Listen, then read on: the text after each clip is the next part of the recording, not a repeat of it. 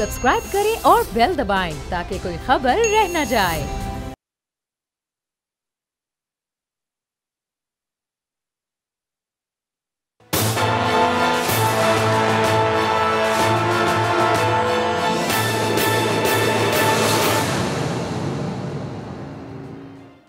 अस्सलाम वालेकुम। प्रोग्राम तज्जिया में मैं हूं लीना लियास, मेरे साथ मौजूद हैं समी इब्राहिम, राना ताहिर और आज हमारे इस प्रोग्राम में मौजूद हैं रियाज फतेहाना साहब, पीटीआई के सीनियर रहनुमा हैं और उनसे जानेंगे ओवरऑल इस वक्त पॉलिटिकल सिचुएशन क्या है मुल्क की और ख़ास तौर पर कानून साजी के हवाले से हम बात करेंगे। आवाम के लिए क्या कानून की साजी की जा रही है पीटीआई की गवर्नमेंट की जानिब से। जी समी साहब।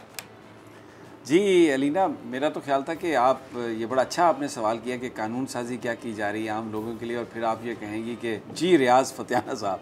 नहीं, मैं चाहूँगी आपसे शुरू किया जाए ना, ताकि आप एक अच्छा सा सवाल करें। अच्छा सा सवाल तो जो सबसे पहला जो मेरा सवाल होगा फतेहाना साहब के साथ कि ईद की मौका है सारा ये, लेकिन जो लोग जिन्होंने वोट दिया और तवक्को ये कर रहे थे कि उनकी ज़िंदगियाँ बदल जाएंगी, नया पाकिस्तान का कॉन्सेप्ट था, और उसमें सबसे बड़ी जो बात थी फतेहाना साहब वो ये थी कि कुछ लोगों को रोज़गार मिलेगा, कुछ शायद गुर्बत में कमी होगी, महंगाई में कमी होगी। लेकिन ये जो इस वक्त जो सब कुछ हो रहा है वो तो लोगों की तवक्कुआत के बरक्स हो रहा है। तो इस हवाले से पीटीआई की कुछ सोच, इस हवाले से आप अगर आप इलेक्शंस में जाएंगे, आगे अब लोकल बॉडीज़ इलेक्शंस भी आ जाएंगे तो लोग वोट देंगे, लोग परफॉर्मेंस की बुनियाद पर देते हैं। तो अभी तक की जो परफॉर्मेंस है इस हवाले से आम लोग तो इससे परेशान है फतेहाना साहब। समी भाई, गुजारिश ये है कि नो डाउट इसमें थोड़ी सी मुश्किल में हैं लोग, महंगाई ज़्यादा हुई है, लेकिन इसमें कोई इतना परेशान नहीं होना चाहिए कि सिमत दुरुस्त है हुकूमत की। सबसे पहले तो इन्होंने हुकूमत की तो सिमत दुरुस्त है, लेकिन जो गरीब आदमी है उसके घर की सिमत जो है ना वो प्रॉब्लमेटिक है। वो बेचारा, उसके पास तो पैसे ही नहीं है। ये आपकी बात में बड़ा वज़न है। असल में हुआ ये कि पिछले दौर में जिस तरीके से भारी कर्जे लिए गए, मिस प्लानिंग की गई, स्टेट बैंक की कई रिपोर्ट्स पिछली आप पढ़ सकते हैं। एशियन डेवलपमेंट बैंक की 2016 की रिपोर्ट पढ़ लें, उन्होंने कहा कि पाकिस्तान इस कसरत से इंफ्रास्ट्रक्चर डेवलपमेंट पे रकम खर्च कर रहा है, ह्यूमन डेवलपमेंट पे नहीं खर्च कर रहा, इससे मुल्क की इकॉनमी नहीं सब कुछ बैठ जाएगा। आप इससे अंदाज़ा कर लें। और जो पिछली हुकूमतों की मिस प्लानिंग थी, मैं तो कहता होता हूँ कि ये गोरबाचोफ कल्चर था जो पाकिस्तान में लाया गया ताकि पाकिस्तान को माशी तौर पर तबाह कर दिया जाए। लेकिन अब ये कि इस हुकूमत ने आते ही बहुत सारे इकदाम किए। इसमें इकॉनमी को बेहतर करने के लिए हमने टैक्स का दायरा कार बढ़ाया, बजट डेफिसिट जो था उसमें 20 अरब डॉलर का डिफरेंस था वो कम किया, एक्सपोर्ट इंपोर्ट के फ़र्क के दरमियान हमने कमी। अच्छा फतेहाना साहब, एक बड़ा छोटा सा सवाल है मेरा आपसे। आपने कहा कि आपकी गवर्नमेंट के आने के बाद जो हालात हैं वो बहुत बेहतर हुए हैं आहिस्ता आहिस्ता ग्रेजुअली ना। मुझे ये बताएं, कितने लोगों को आपने घर बना कर दिया, कितने लोगों को आपने नौकरियां दी हैं? कुछ इस सवाल से मुझे बताइएगा, क्योंकि खान साहब की बड़ी ख्वाहिश थी कि वो लोगों को नौकरियां देंगे, लेकिन आजकल जो भी इवन पीटीआई के लोग भी आते हैं तो वो ये कहते हैं कि 1.5 मिलियन जो लोग हैं वो हर महीने जो है वो मार्केट में आते हैं, जो यंगस्टर्स। देखिए, गुजारिश ये है कि जब हम नौकरी की बात करते हैं तो ये नहीं कि गवर्नमेंट अपनी जेब से नौकरी देगी। मकसद ये था कि हम ऐसा माहौल, ऐसे हालात पैदा करेंगे कि प्राइवेट सेक्टर में 1 करोड़ लोग जो हैं उनकी खपत हो जाएगी। ठीक। और बैरून मुल्क भी जाएंगे और पाकिस्तान के अंदर मुख्तलिफ इदारों में। ऑब्वियसली अब देखें कि पिछले मेरे ख्याल 8-9 महीने में लाखों लोगों को रोज़गार मिल चुका है, प्राइवेट सेक्टर में, पब्लिक सेक्टर में, सरकारी इदारों में। अगर सारा डाटा हम इकट्ठा करें तो इसको एंड पे हम शाया करेंगे। आखिरी साल में हम बिल्कुल कौम को बताएंगे कि हमने 1 करोड़ का वादा किया था, हो सकता है ये फिगर क्रॉस कर जाए। इसमें ओवरसीज़ एम्प्लॉयमेंट है, पाकिस्तान के प्राइवेट सेक्टर में एम्प्लॉयमेंट है, सरकारी सेक्टर में है, ये सारी मुलाजमतें और सेल्फ एम्प्लॉयमेंट भी इसमें आ जाएगी कि लोगों का मौका फराहम कर रहे हैं। प्रोटेस्ट करते हैं, टीचर्स प्रोटेस्ट करते हैं, स्टोर यूटिलिटी स्टोर्स के लोग प्रोटेस्ट करते हैं, पैरामेडिक्स प्रोटेस्ट करते हैं। ये क्यों प्रोटेस्ट कर रहे हैं फिर सब लोग? देखिए, वो चाहते हैं कि एड हॉक हैं, डेली वेजेस पर हैं, उनको कंफर्म किया जाए, उनको रेगुलाइज कर दिया जाए। हम समझते हैं कि वो उन्हें कुछ अर्सा काम करना चाहिए, अपनी परफॉर्मेंस को इम्प्रूव करना चाहिए। और कॉन्ट्रैक्ट जॉब्स को पहली दफ़ा ये शुरू से चली आ रही हैं। ज़रूरी नहीं कि हमने आते ही इनको रेगुलर कर देना है। कुछ अर्सा काम करें, इदारों को अपने पाँव पे खड़ा होना दें, क्योंकि जब आप रेगुलर हो जाते हैं फिर पेंशन का भी आपको राइट मिल जाता है, तो इससे एक बहुत बड़ा बोझ इकॉनमी पर पड़ जाता है। इसलिए हम समझते हैं कि इनके मामलात को हम खुश उसलूबी से हल करना चाहते हैं, उनके साथ लड़ाई नहीं करना चाहते। हमारे अपने बरखुरदार हैं, बच्चे हैं, कौम के बच्चे हैं, लेकिन उन्हें भी चाहिए कि अपनी परफॉर्मेंस को इम्प्रूव करें और इसके साथ साथ इस वक्त कम से कम पहले साल तो हुकूमत पे कोई बोझ न ला दें, ना तनख्वाहों में इजाफे का मुतालबा करें, ना वो सर 100 दिन का एजेंडा तो आप लोगों ने बनाया था ना, उन्होंने तो नहीं ना कहा था 100 डेज जी 100 दिन का तो था, सिम्त दुरुस्त करनी थी, हमने कर दी, लेकिन इतने गंभीर माशी मसाइल थे इसका आपको अंदाज़ा नहीं है कि हर चीज़ बैठी हुई थी। हमने उसको सिम्त को दुरुस्त करने की कोशिश की है, इस पे साथ साथ गवर्नेंस के निज़ाम को बेहतर करने की कोशिश की है, अकाउंटेबिलिटी के ज़रिए करप्शन कम हुई है, पहले से ख़त्म नहीं हुई, कम हुई है। और इसके साथ साथ आप देखें कि फ़ॉरेन इन्वेस्टमेंट में भी कुछ इजाफा हुआ है। जो हमारे ओवरसीज़ पाकिस्तानीज़ हैं उन्होंने बहुत रकम भेजना शुरू की है। अभी आप देखें ईद के मौके पे आएंगे, बड़ी तादाद में बहुत बड़ी रकम पाकिस्तान में हर साल आती है ईद के मौके पे। जब ओवरसीज़ पाकिस्तानी वापस घरों को लौटते हैं तो मोस्टली जेबों में पैसे लेकर आते हैं, बैंक से भेजने का रवाज ज़रा तो कम फिर ये है। तहरीक चलाने की बातें हो रही हैं, फिर ऐसे ही कर रहे हैं लोग, मसलन सारी पार्टी। तहरीक तो कोई नहीं चला रहा ना, तहरीक तो वो लोग चला रहे हैं जिनके पीछे नैब लगी हुई है। और नैब ने तो वो तो कह कहते हैं दिया, हम महंगाई के लिए चला रहे हैं, महंगाई बहुत बढ़ गई है। लेकिन अगर वो कहें कि हम अपने आप को नैब से बचाने के लिए तहरीक चला रहे हैं, लोग उनके पीछे आएंगे नहीं। फेज़ 7 के लिए वो अवाम के कंधों पे रख के बंदूक चलाना चाहते हैं, कहते हैं कि हम तो जी आपके गांव में मरे जा रहे हैं, आपकी महंगाई की बिना पे हम, अगर आज नैब इनके पीछे से हटा दें, इनको अवाम भी भूल जाएंगे, तहरीक भी भूल जाएगी, घरों में बैठे होंगे सारे। तो असल में ये तो एक ऐसे टोपी ड्रामा है कि हम अवाम की खातर महंगाई के ख़िलाफ़ आ रहे हैं, ऐसी कोई बात नहीं है। असल इशू नैब का है और नैब किसी के कंट्रोल नहीं, वो हमारे कंट्रोल में भी नहीं है, PTI के कंट्रोल में भी नहीं है। वो तो ना, अभी आपने देखा होगा कल एक वफाकी वज़ीर ने कह दिया कि जी मेरे दफ्तर के लोग काम नहीं करते। इससे अंदाज़ा कर लें, हाँ जी, अली ज़ैदी साहब ने, इसलिए आप अंदाज़ा कर लें कि नैब जो है ख़ुद मुख्तार इदारा है, उसके चेयरमैन को हमने मुकर्रर नहीं किया, उसके चेयरमैन को पीपल्स पार्टी और मुस्लिम लीग नून की हुकूमतों ने आपस में मशवरा करके अपोजिशन लीडर और प्राइम मिनिस्टर ने। लेकिन चेयरमैन नैब ने एक और भी बात की थी, उन्होंने कहा था कि PTI को नहीं चाहिए कि उन लोगों को बड़ी बड़ी पोस्टें दे जिनके ऊपर चार्जेस हैं। इसका मतलब ये है कि आप लोग भी नवाज रहे हैं उन लोगों को। लेकिन अगर वो निशानदेही करेंगे तो उनसे पोस्ट विड्रॉ हो जाएगी। हर बात का तो हमें नहीं पता होता। खान साहब की निशानदेही की, अलीम खान साहब की निशानदेही की, और पता नहीं किस किस की होगी आगे। लेकिन अलीम खान की निशानदेही की, अलीम खान को उन्होंने अरेस्ट कर लिया, हालांकि वो सिटिंग सीनियर वज़ीर थे पंजाब के, और हुकूमत ने इस पर कोई मज़ाहमत नहीं की, उसको उन्होंने इस्तीफ़ा दे दिया ऑनरेबली। अब अगर अदालतों ने, हाई कोर्ट ने उनको ज़मानत दे दी है तो इसमें हुकूमत का तो कोई कमाल नहीं है, ना इसमें हमारी मदाखलत है। अगर अपोजिशन के लोगों को ज़मानत मिल सकती है तो हुकूमत के लोगों को भी मिल सकती है। नहीं, आप क्योंकि बात कर रही थी। अच्छा, मैं ये आपने जो अभी अलीना ने भी आपसे बात की और आपने भी कहा, इसका नैब के हवाले से भी बात हो रही है। एक बड़ा जो इतराज़ था अपोजिशन को अभी भी है, और उसमें कुछ हुकूमती लोग भी शामिल हैं, और कई दफ़ा मिनिस्टर भी बता चुके हैं लॉ के कि जी बिल्कुल ये नैब के जो कवानीन हैं इनमें तब्दीली आनी चाहिए। और अपोजिशन तो खैर बहुत कुछ बयान करती है। अब आप क्योंकि जस्टिस एंड लॉ जो कमेटी है उसमें आप उसके हेड भी गए कौमी असम्बली में, ये बयान कीजिए, थोड़ा सा हमें आगाही दें कि ये जो नैब में कवानीन की तब्दीली की बात हो रही है वो कहाँ तक है सच्चाई उसमें, और कौन सी चीज़ें हैं जो अपोजिशन चाहती है कि वो उसमें लेके आए और तहरीक इंसाफ नहीं चाहती कि ये चीज़ें कानून से ना हटें। कुछ उस हवाले से, क्योंकि रोज़ाना ये ख़बर आ जाती है कि जी ये नैब के कवानीन जो हैं ये बहुत ऐसे हैं, नैब अपनी हदूद से तजावज़ कर रही है, सिर्फ सियासतदानों का एहतसाब हो रहा है। वो जो मुसवदा है कानूनी, उसकी क्या हैसियत है, कहाँ पर है, किस स्टेज पर है, थोड़ा सा इस हवाले से अगर आप कुछ रोशनी डाल सकें। देखें सभी भाई, गुजारिश ये है कि जब 18वीं तरमीम इन्होंने की छुप के एक कॉन्स्टिट्यूशनल रूम में, रूम नंबर 5 है कमेटी रूम नंबर हमारा, उसमें इन्होंने अपने मामलात में कि तीसरी दफ़ा वज़ीर आज़म बन सकता है और बहुत सारी चीज़ें थी, उस पर इन्हें चाहिए था कि नैब के मामले में भी गौर कर लेते। जब सारे इकट्ठे थे उस वक्त उन्हें नैब के कानून की याद नहीं आई। फिर 5 साल पीपल्स पार्टी की, 5 साल नून लीग की हुकूमत रही, आपस में इनका चोली दामन का साथ था, दोनों फ्रेंडली अपोजिशन थे। अगर वो फिर इसमें आइनी तरमीम नहीं चाहिए, ये तो एक्ट ऑफ पार्लियामेंट है, सिंपल एक सिंगल वोट की मेजॉरिटी से भी ये पास कर सकते थे तरमीम इसके अंदर, लेकिन उन्होंने नहीं की।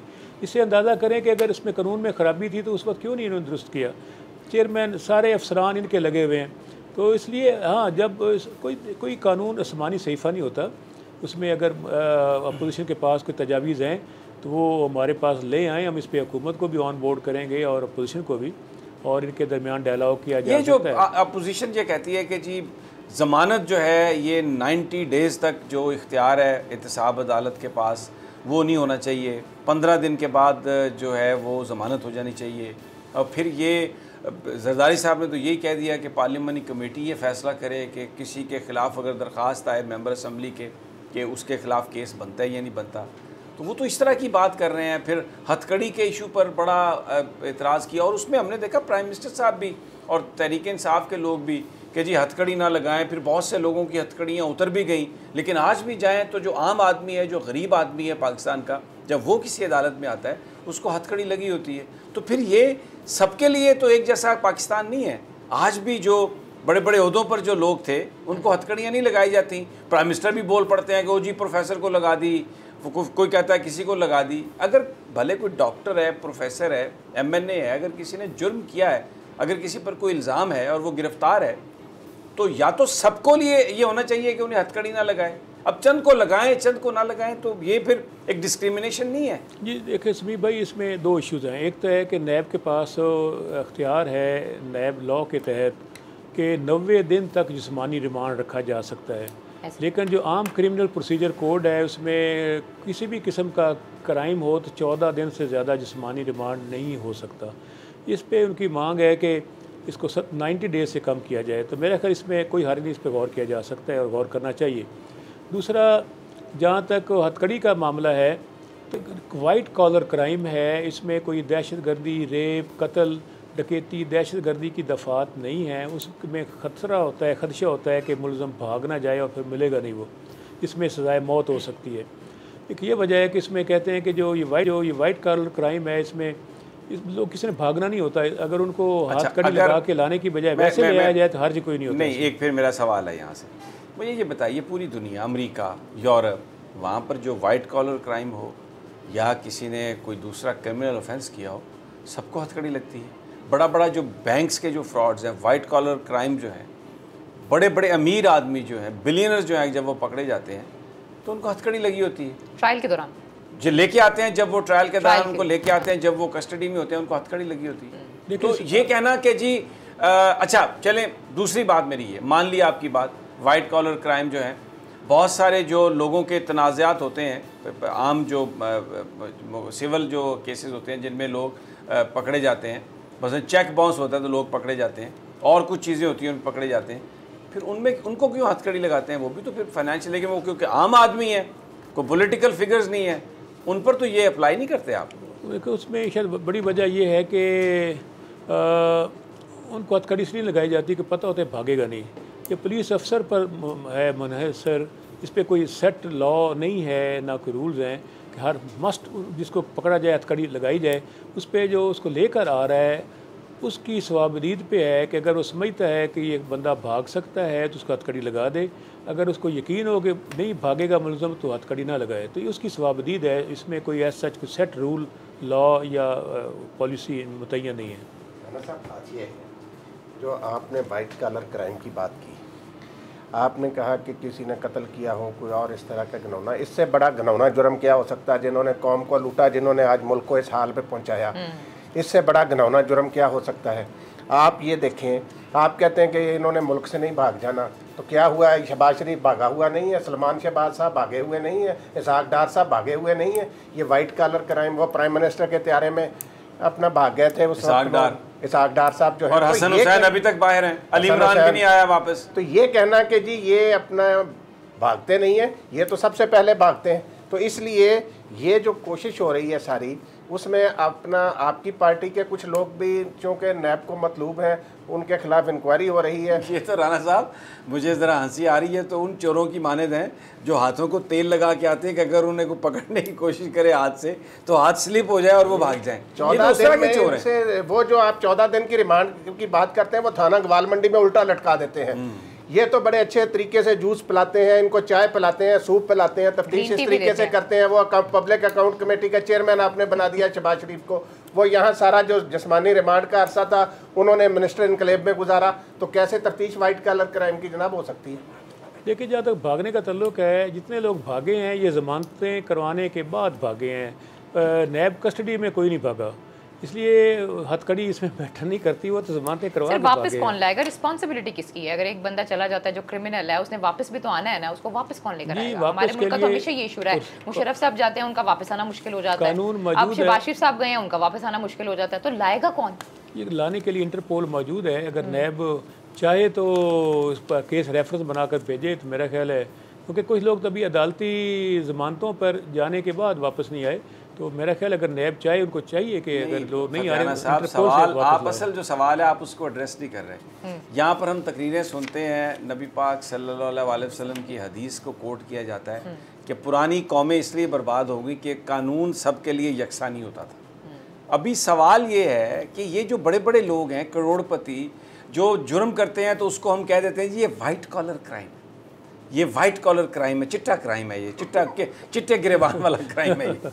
उसको तो जी आप ना पकड़ें, लेकिन जो दूसरा गरीब आदमी है बेचारा जो टिंडे तोरी की चोरी करता है, वो कहते हैं ये बैड कॉलर क्राइम है, ये को पता नहीं डर्टी कॉलर क्राइम है, इसको तो हथकड़ी लगाए। भाई या तो आप सबको ये कह दें कि हथकड़ी नहीं लगनी, या सबको लगे हथकड़ी। फिर वो जो हमें ख्वाब था नए पाकिस्तान का जिसमें क्रॉस द बोर्ड मदीना की रियासत सर, ये मुझे जरूर बताएं। बोला करें आप। मुझे- और वो हमें जो ये 7 सवाल दफा आपसे मेडिकल इसका बोर्ड जवाब बना, चाहिए। और वो जो सभी 7 दफा भाई- मेडिकल बोर्ड नवाज शरीफ साहब के लिए बना, क्या एक आम बंदे के लिए बनेगा वो बोर्ड? समी भाई, राना ताहिर साहब, असल में सूरत हाल ये है कि पाकिस्तान का पूरा क्रिमिनल प्रोसीजर कोड बदलना चाहिए। होता ये कि दरख्वास्त आती है किसी आदमी के ख़िलाफ़, पुलिस पूरी गाड़ी जाके उसके घर में रेड करती है, उसको सबके मोहल्ले और गांव के सामने उठा कर ले आती है, उसकी तजलील हो जाती है, रिस्पेक्ट सेल्फ रिस्पेक्ट मजरू हो जाती है, उसको थाने ला कर बिठा देती है, शाम को किसी कहने पे छोड़ देती है, या उसको गिरफ़्तार कर लेती है, उसका पर्चा होता है, मुकदमा होता है, गिरफ़्तार हो जाता है, ताकि बेगुनाह हो जाता है, घर आ जाता है, लेकिन उसकी इज़्ज़त नफ्स मजरू होगी, वापस नहीं आ सकती। या उसको आप जेल भेज देते हैं बगैर ट्रायल के, बगैर सज़ा के, और वो जेल से 3 साल 2 साल रहने के बाद कोर्ट उसको बाइज़्ज़त बरी कर देती है, इस पर उसको कंपनसेशन भी नहीं मिलती, माशी तौर पर भी तबाह होता है, समाजी और तौर पर भी तबाह होता है, नफ्सियाती तौर पर तबाह होता है। मैं समझता हूँ कि ओवरऑल पूरे सिस्टम को तब्दील करने की ज़रूरत है, और उस वक्त तक किसी को गिरफ़्तार ना किया जाए जब तक और अदालत को सज़ा ना सुना दे, उस वक्त तक अपनी लेकिन ये तो सेल्फ बॉन्ड दे के ज़मानत पे रहे वो नहीं। बंदा। फतियाना साहब, ये तो आपने बड़ी तफ्तीश अजीब बात, कैसे होगी? तफ्तीश कैसे होगी? ये ये तो बताएंगे? अमेरिका में भी लोग हिरासत में होते हैं, वहाँ पर कस्टडी में होते हैं, वो ज़रूरत होती है इन्वेस्टिगेशन में, उनके बयान होते हैं, फिर कुछ चीज़ें आपने उनके बयानात पर रिकवर करनी होती हैं। ये कैसे है कि सज़ा हो तो वो अंदर जाए? गुजारिश है ना कि अब उस पुलिस उसको बुलाए उसको जो शामिल तफ्तीश रहे, जब पुलिस बुलाए वो आके शामिल तफ्तीश हो, सवाल जवाब उसके साथ किए जाएँ, अपना वो सेल्फ अपना ज़मानती बॉन्ड जमा करवा दे शनाख्ती कार्ड के साथ, और उसके बाद कोर्ट में भी जब वो केस चला अच्छा, जाए रियाज तो भी फतियाना ऐसा साहब हो सॉर्ट टू सकता है, कट यू दुनिया है में ना, ऐसा बहुत हो रहा है, आइडियल बहुत आइडियल बातें कर रहे हैं, मेरी नज़र में तो बहुत आइडियल आप बातें तो हैं। ना तो बहुत ही- पाकिस्तान के लोग ऐसे हैं और ना ही यहाँ के जो अकाउंटेबिलिटी के इदारे हैं, चाहे पुलिस हो कोई भी हो, वो ऐसा है, आपका किसी का ख्याल है बिहेवियर कि ऐसा बस नहीं है। आप पुलिस- कह रहे हैं ये वो बात कर रहे हैं, एज ए सोसाइटी हम सबको इवॉल्व होना चाहिए, और उसके लिए पता नहीं कितनी सदियां लग जाएंगी। यहाँ पे इमरान खान साहब खुद तो असेंबली में आते नहीं है, तो हम किसी से क्या एक्सपेक्ट करेंगे कि लोग चीज़ों को फॉलो करेंगे, जिसमें कानून साजी के लिए सबसे ज़रूरी आपकी असेंबली होती है। जब हमारा वज़ीर आज़म नहीं आकर देखता असेंबली को, तो बाकी हम किसी से क्या एक्सपेक्ट असल में करेंगे, वो कानून साजी होगी और क्या होगा? इतने ज़्यादा मसरूफ़ हैं मुल्क की इकॉनमी ठीक करने के लिए, गवर्नर ठीक करने के लिए, इसलिए असम्बली में उनको काम आना होता है। उन्होंने खुद कहा था सर, वो सवाल जवाब का वैसे सेशन फतियाना लेंगे, साहब, मैंने नहीं कहा था। मैं आपको ना एक बात मैं बिल्कुल बताना मुझे ज़रूरी है कि आपने कहा कि वो इतने मसरूफ़ हैं, यानी बरतानिया का वज़ीर आज़म जो है, जो दुनिया की एक सुपर पावर है, जिनको वीटो का राइट है, जिनकी सल्तनत बहुत बड़ी होती थी, वो उसके पास टाइम है कि वो आके खुद सवालात का जवाब देता है, लेकिन हमारे प्राइम मिनिस्टर के पास नहीं। ये बिल्कुल ऐसा ही है। मैं अमेरिका में था आज से कई साल पहले, और वहाँ पे हम लोग जब शुरू में गए तो अपने गुज़र बसर के लिए मैं भी कैब चलाया करता था वहाँ पे। तो एक हमारे दोस्त थे शाह जी, वो कुछ बीमार हुए तो गए डॉक्टर से मिल के आए, तो आके कहते हैं मुझे, मैंने पूछा क्या कहा डॉक्टर ने? उन्होंने कहा, डॉक्टर ने कहा जी मैं आपका इलाज नहीं कर सकता, आप किसी साइकेट्रिस्ट के पास जाएं। मैंने कहा क्यों, क्या हुआ था आपको? तो ब्लड प्रेशर है। उन्होंने कहा जी, शाह जी ने मुझे, कि डॉक्टर ने जब मेरी सारी देखा मुझे, तो मुझे कहा कि आप दवाइयाँ लें लेकिन साथ ये वर्जिश करें। तो कहने लगा, मैंने उनसे कहा कि मैं जी मेरे पास टाइम नहीं है वर्जिश करने का। तो उसने, डॉक्टर ने कहा कि भाई you need to see a psychiatrist. उन दिनों बिल क्लिंटन अमेरिका के सदर होते थे, तो उसने कहा कि ये मैं बिल क्लिंटन को देखता हूँ, डॉक्टर ने कहा कि ये सुबह भी दौड़ता है, शाम को भी दौड़ता है, सदर अमेरिका जो पूरी दुनिया को चला रहा है उसके पास टाइम है, लेकिन तुम कैब चलाते हो, तुम कह रहे हो कि मेरे पास टाइम नहीं है, तो ये तुम्हारे मामला तुम्हारे दिमाग का है, ये तुम्हारा इलाज साइकेट्रिस्ट के पास जाओ।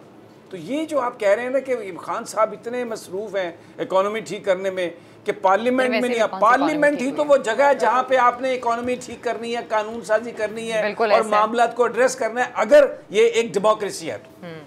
देखें, पाकिस्तान जो है बरतानिया से 4 गुना बड़ा मुल्क है आबादी के लिहाज से, हमारे मसाइल भी उससे ज़्यादा हैं, और वो सेट डेमोक्रेसी है, सदियों से चली आ रही है। हमने नई नई आज़ादी या 70 और चोरी के जो तरीके यहाँ पे हैं पूरी दुनिया में भी नहीं है, ये बात भी सही है। पार्लियामेंट में जाके वज़ीर आज़म इमरान खान क्या बात करें, वहाँ जो हुल्लड़बाजी होती है जिस तरीके से ये कोई एक्सक्यूज नहीं है, सॉरी कौमी असेंबली को वो प्राइम मिनिस्टर ऑफ पाकिस्तान है, और उनमें और नवाज शरीफ साहब में और उनसे पहले जितने भी वज़ीर आज़म आए उनमें फर्क होना चाहिए। वो यही कहकर आए हैं, वो जब आए तो उन्होंने कहा कि मैं आऊंगा असेंबली में और क्वेश्चन आंसर का सेशन होगा, उनको आना चाहिए। देते ही नहीं है उनको, क्या करें? कहते थे कि फलाना बंदा ऐसा करता था या फलाना बंदा ऐसा करता था, एक्सक्यूज है। क्या मतलब है कप्तान हार गया, बात नहीं कर सकता? नहीं, ऐसी बात नहीं है। वो राणा साहब ये आपने क्या कहा कि कप्तान में हौसला नहीं है? राणा साहब की बात नहीं है भाईजान, बात ये है कि वहाँ एक अजीब तमाशा लगाते हैं ये अपोजिशन वाले जब प्राइम मिनिस्टर आता है। क्या तमाशा लगाते हैं? नारे लगाते होंगे तो कौन सी ऐसी बात है, नारे तो लगते हैं। अपोजिशन के रहनुमाओं की अखलाकी तरबियत करने की जरूरत है, इसके लिए रिफ्रेशर कोर्स होना चाहिए किसी नहीं तो मुराद सईद साहब को भी तो देखें ना सर, ये तो बात ना करें, बहुत से उस तरफ से भी खड़े होते हैं, रोजाना 2 वक्त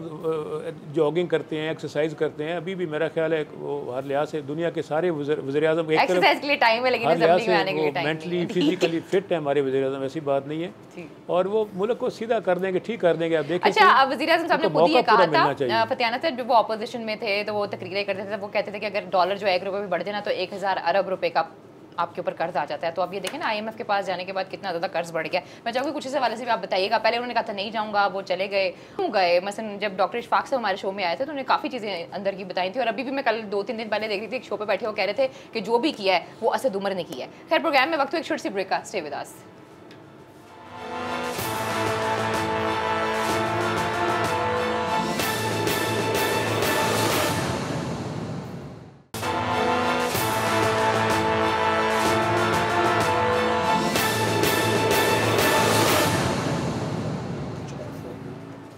वेलकम बैक नाज़रीन, तब फिर आपको खुशामदीद कहते हैं। और रियाज फतियाना साहब हमारे साथ मौजूद है, कुछ जानने की कोशिश कर रहे हैं पॉलिटिकल सिचुएशन के ऊपर। उन्होंने कहा कि वज़ीर आज़म साहब एक्सरसाइज तो करते हैं लेकिन उनके पास वक्त नहीं होता कि वो असेंबली में आ सके। खैर समी साहब, और भी आपके सवाल होंगे। राणा साहब बड़े खामोश हैं, मैं चाहूँगी राणा साहब आप भी कुछ पूछ लें।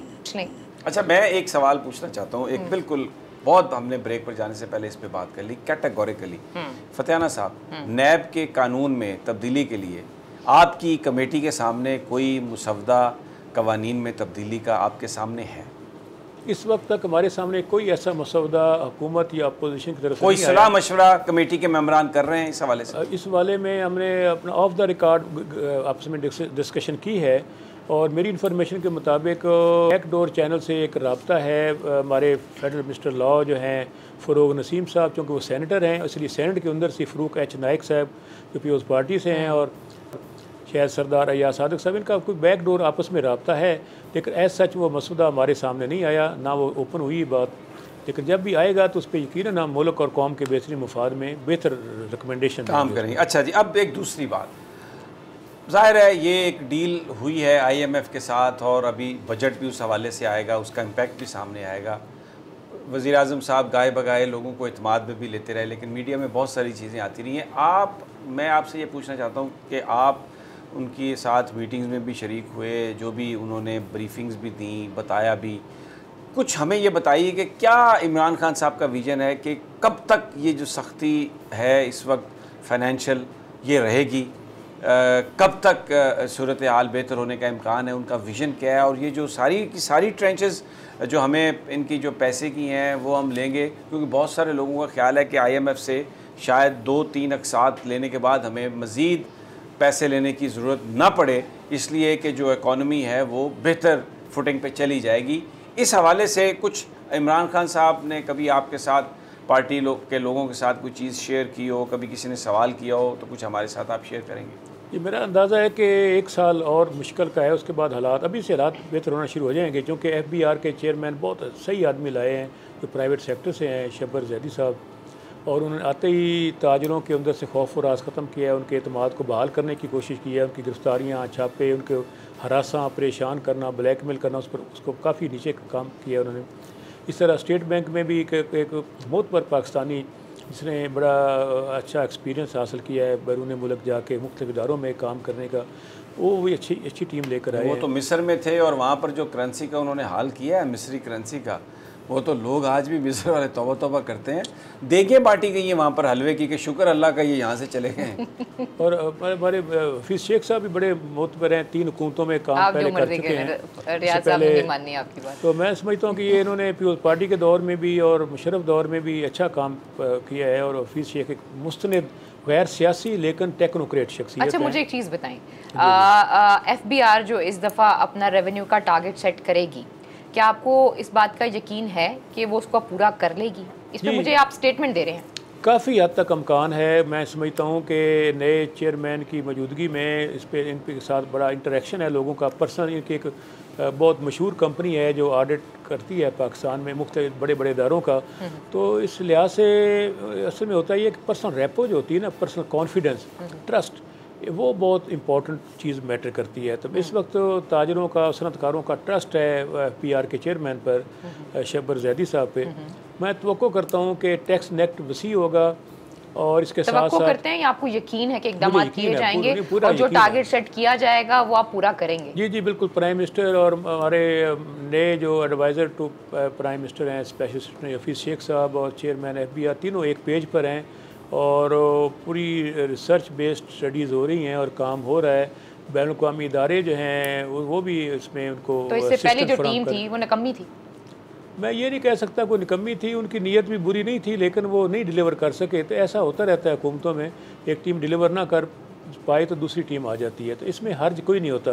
आप कहीं भी देखें, किसी मीडिया हाउस में भी देख लें, एक टीम मीडिया हाउस को ना चला सके तो सेकंड टीम आ जाती है। ठीक है, ये बात फेयर एनफ, ये बात सही है, लेकिन सियासी तौर पर जिस तरह अपोजिशन इस वक्त चढ़ी हुई है गवर्नमेंट पर, और हमें कहीं जो मीडिया में गवर्नमेंट का पॉइंट ऑफ व्यू उस तरह से नज़र नहीं आता, अगर कोई बयान भी कर रहा है तो ऐसा लगता है कि लोग इस बात को यकीन करने के लिए तैयार नहीं है। इसकी क्या वजह है? इसकी वजह यह है कि अपोजिशन के लोग, मेरा ख्याल है टॉक शो होता है तो 2 अपोजिशन से बैठे होते हैं, नून और पीपल्स पार्टी से, एक PTI से होता है।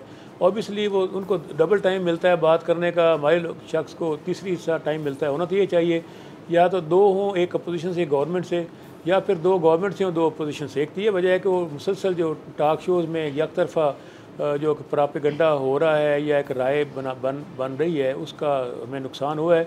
तो मैं समझता हूँ इस पर हमें मीडिया से बात भी करना होगी, और इस सिलसिले में कोई ऐसी पॉलिसी सेट हो। अब तो खैर मैं ये आपकी बात जो है ना, देखें, इससे पहले फवाद चौधरी साहब का दौर था, तो फवाद चौधरी साहब बड़े जोशीले बयानात देते थे, लेकिन कभी उन्होंने, यानी वो ख़ुद इस चीज़ को बड़ा पसंद करते थे कि कोई बयान दे और कंट्रोवर्सी क्रिएट हो। लेकिन गवर्नमेंट ने क्या किया है, गवर्नमेंट क्या सोच रही है, उसके हवाले से वो कभी ये मुनासिब ही नहीं समझते थे कोई वो बात करें, जिसकी वजह से एक बड़ा गैप आया कि गवर्नमेंट ने क्या कुछ किया, क्या प्लान कर रही है, वो तो किसी को भी नहीं पता। और आज 8-9 महीने के बाद किसी से भी पूछें कि इस हुकूमत का क्या विज़न है, तो वो किसी को नहीं पता कि वो क्या विज़न है। अब मीडिया टीम जो है वो दूसरी है, कोशिश करती हुई हमें नज़र आ रही है, लेकिन ये इतना बड़ा गैप है फतेहाना साहब, ये इतनी आसानी से दूर होने वाला नहीं है। और आगे लोकल बॉडीज़ इलेक्शन आ रहे हैं, तो कैसे ये जो इतना बड़ा प्रोपेगेंडा है और ये जो परसेप्शन इस तरह बनते जा रहे हैं, उनको किस तरह तरीके इंसाफ हैंडल करेगी? कोई पॉलिटिकल, कोई नया स्लोगन, कोई नई बात, कोई पार्टी ने सोचा इस हवाले से? जी, फवाद चौधरी साहब ने बड़ी कोशिश की है, अच्छे हैं भी, मीडिया से उनका रब्ता रहा है हमेशा। फरदौस अक्षय कवान खुद एक तजर्बाकार खातून है और बड़ा अच्छा उन्होंने परफॉर्म किया है पहले भी। तो मैं समझता हूँ कि ओवरऑल जैसे जैसे हमारी परफॉर्मेंस बेहतर होती जाएगी, मईशत ठीक होती जाएगी, गवर्नेंस बेहतर होती जाएगी, अकाउंटेबिलिटी का निज़ाम मुस्तहकम होता जाएगा, तो आप देखेंगे मुल्क में राय आमा हमारे हक़ में होती जाएगी। और ये ऐसा होता रहता है कौमों की हिस्ट्री में। असल जो इशू है ना, वो है जिसको हमें समझना चाहिए, वो ये है कि किसी ज़माने में जंगें होती थीं और जंग में लाखों हज़ारों लोग मारे जाते थे। अब वो सिलसिला बंद हो गया है। अब उसकी जगह हाइब्रिड वार आ गई है। इसके तहत दुश्मन मुल्क जो होता है या मुखालिफ मुल्क, उसके इदारों को मुतनाज़ किया जाता है, उसकी मैशत को तबाह किया जाता है, वहाँ पे मजहबी हम आहंगी ख़त्म करके फ़िरका वारियत और मजहबी लड़ाइयाँ की जाती हैं। वो पाकिस्तान उस दौरानिए में से गुजरा है। इस मौके पे पाकिस्तानियों को बहुत मुहतात होकर चलना होगा ताकि हम दुश्मन क़ुव्वतों के हाथों आलाकार ना बन जाएँ। मुहतात होकर अपने इदारों पर एतमाद करें, अपने हुकूमतों पे, हुकूमत को कहते हैं कि लिजिटिमेट नहीं होती, उसकी चीज़ों को मुतनाज़, हर चीज़ को मुतनाज़ करना हाइब्रिड वार का सबसे बड़ा कमाल होता है। हमें इसमें ज़्यादा आगाही चाहिए, ज़्यादा अलर्ट रहना चाहिए। 1 साल और कौम को मुश्किल वक्त से गुजरना होगा। सर आप कैसे कह सकते हैं 1 साल और का वक्त है? बिकॉज हम जितने भी सीनियर इकोनॉमिस्ट अगर उनकी बात करें, उन्होंने यही कहा कि जो डॉलर की कीमत है वो 200 से 250 जाएगी। अगर 200 से 250 जाएगी तो सर किस तरह आप कह सकते हैं कि 1 साल बाद जो है इस मुल्क के हालात बहुत बेहतर होंगे? जी बेहतर हो जाएंगे। आप देखेंगे अभी सर कोई बुनियाद होगी ना कहने की। मैं अर्ज़ करूँ ना, इस एग्रीकल्चर सेक्टर पे गवर्नमेंट की बहुत तवज्जो है। अभी कल भी मीटिंग थी, जनाब स्पीकर ने उसको प्रिजाइड किया और हुकूमत के बहुत सारे लोग उसमें मौजूद थे। और हम सबसे पूरी तवज्जो हम एग्रीकल्चर सेक्टर पे दे रहे हैं क्योंकि 57% आबादी देहात में रहती है। 45% हमारा जो मज़दूर है वो देहात के साथ मुंसलिक है। इससे आपकी निस्फ से ज़्यादा आबादी तो बेहतर हो जाएगी जब उनकी माशी हालत ठीक होगी, क्योंकि ग्रोथ रेट जो ज़री शोबे का है वो -1 है, 1% भी उनका नहीं है। हम उसको बढ़ाना चाहते हैं, 2% से ऊपर ले जाना चाहते हैं। उससे आप देखेंगे मैशत बेहतर होगी। जब एक सर्कल चलेगा, ये मैशत सर्कल होती है, जब देहाती आदमी की जेब में पैसा होगा शहर में आके खर्चा करेगा, दुकानदार से निकल के सनतकार की जेब में जाएगा।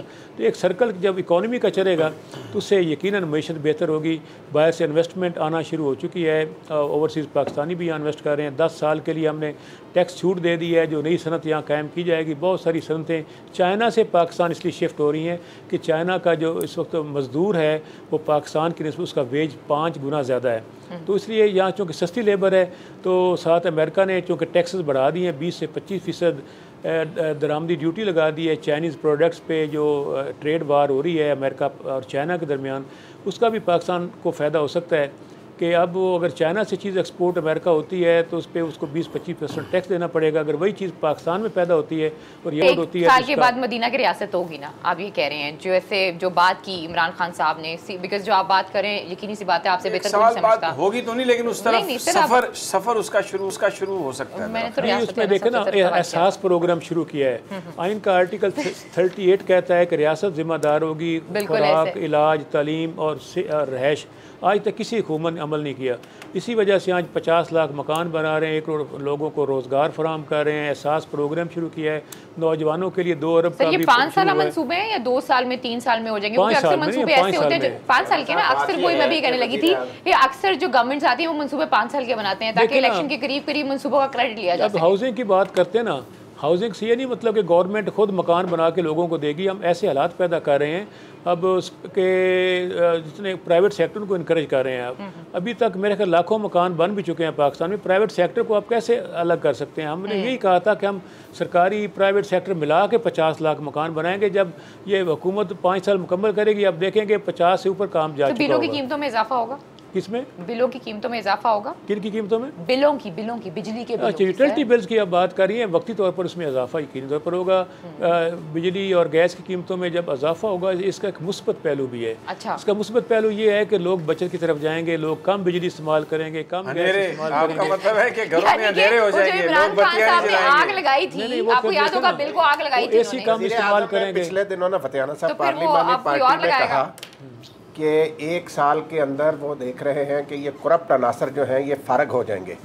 गालबन आप भी उस पार्लिमानी पार्टी की मीटिंग में मौजूद थी, तो वज़ीर आज़म साहब ने कैसे ये अंदाज़ा लगाया कि 1 साल में ये करप्ट अनासर फारग हो जाएंगे?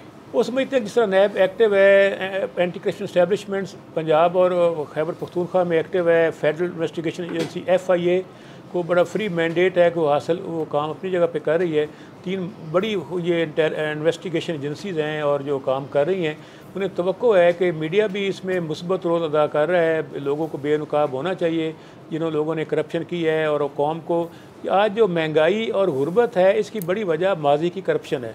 अगर ये करप्शन को हम कम कर दें, 100% मुल्क के दुनिया के किसी मुल्क में काम ख़त्म नहीं होती, लेकिन उसको हम कम कर दें, ये बहुत बड़ा काम होगा इस हुकूमत का। अब इसमें चाह रहे हैं कि मैशत बेहतर हो, इकॉनमी के साथ साथ गवर्नेंस बेहतर हो।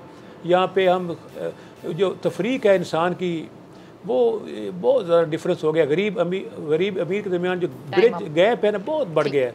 हम उस गैप को कम कर रहे हैं, गरीब को ऊपर उठा रहे हैं, अमीर पर भारी टैक्स लगा के नीचे ला रहे हैं। चले गरीब को ऊपर उठा के नीचे फेंक रहे हैं ताकि ऐसे गिरे कि उसका दम ना रहे, निकल जाए। बिल्कुल भाई, उम्मीद करते हैं रियाज फतियाना साहब ने तो बड़ी पॉजिटिव बातें की हैं। उम्मीद साल के बाद जैसे रियाज फतियाना साहब ने कहा है बिल्कुल वैसे ही हो। खैर जाने से पहले मैं इतना कहूँगी कि हम तीनों को इजाज़त दीजिएगा। हम तीनों की तरफ से, बोल की तरफ से आप सबको बहुत बहुत ईद मुबारक। अल्लाह निगहबान।